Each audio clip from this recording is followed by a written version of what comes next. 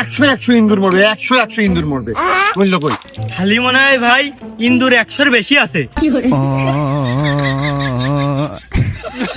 ওরে শালা আমার হাতের পিছনে লেগেই রয়েছে। এই শালা তুই মনে হয় জানিস নে আমি ফুটবলের মেসি, তোর একটা হাই শট দেবো ওই হাই স্কুলের ওই পিছনে দিয়ে পড়বি।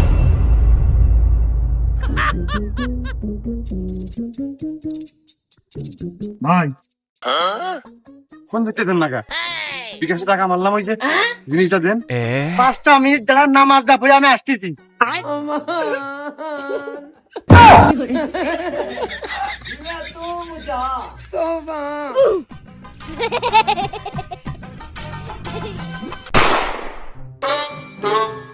মশা মরে, মাছি মরে, তেলাপোকা মরে, ইঁদুর মরে।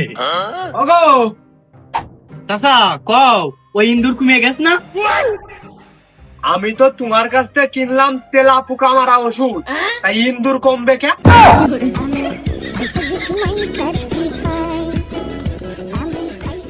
তুমি কইলে তেলা পোকা সব শুয়া হয়ে যাবে। আচ্ছা, এই ওষুধ আমি খুলিলাম, ওই যে লাল লাল গোমের মতো, আমি দিয়ে থুইছি, তাই একটা তেলা পোকাও মরেনি। একটা তেলা পোকার তো জ্বর আসবে যে একটু সামনের উপর ঘুরতেছে, তা হইল না। জ্বরও আসেনি, মানে ওই একটু ঠান্ডাও লাগেনি, আর ওই পিসার মেপে দেখেছো? ধর বাবু, আমি টাকা দিয়ে ওষুধ কিনিনি, আর তুমি ভুকাস ওষুধ বেচে বেড়াচ্ছ, মানুষের যা তা বুঝচ্ছ। আচ্ছা, একটু কাজ হয়নি।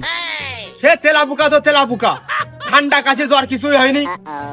আর ওই যে আমি বাথরুমে যাবো, সে বাথরুম মনে হচ্ছে সেই তেলা পোকা গেরে।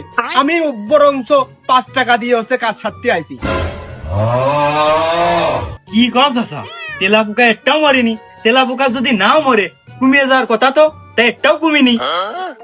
এখন তো উগার হাজিরা খাতা আমার কাছে নেই, আমি কি করে কব? তবে আমার বিশ্বাস একটু কমিনি, বরঞ্চ আরো বাড়িয়েছে। আমি আর মনের থেকে করছি, আমার বিশ্বাস। চাচা ওই হয়েছ কি, তেলাপোকার মধু তো চোর ডাকাত থাকে, ওরা পলিয়ে রয়েছে।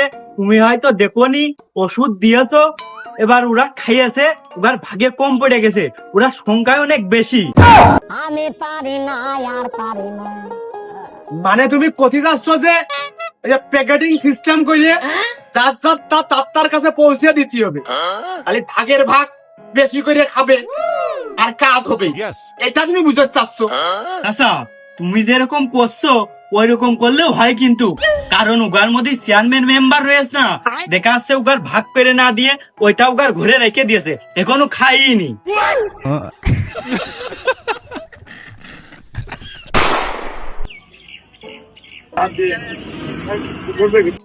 ওগো তোমরা এরকম চলে যাচ্ছ কেন? এই একটা অসহায় দরিদ্র মানুষ এই রাস্তার ধারে বসে ভিক্ষা করতে, তোমরা ভিক্ষা দিলি দেওয়া, না দিলি বুড়া পাতে মুখে টুলে লাথি মেরে দিয়ে যাও। তাই বলে চলে যাবা গ্যারাম করে, কিছু তো কইয়া যাবা। 100 তা ওর আবার কি ভাঙায়?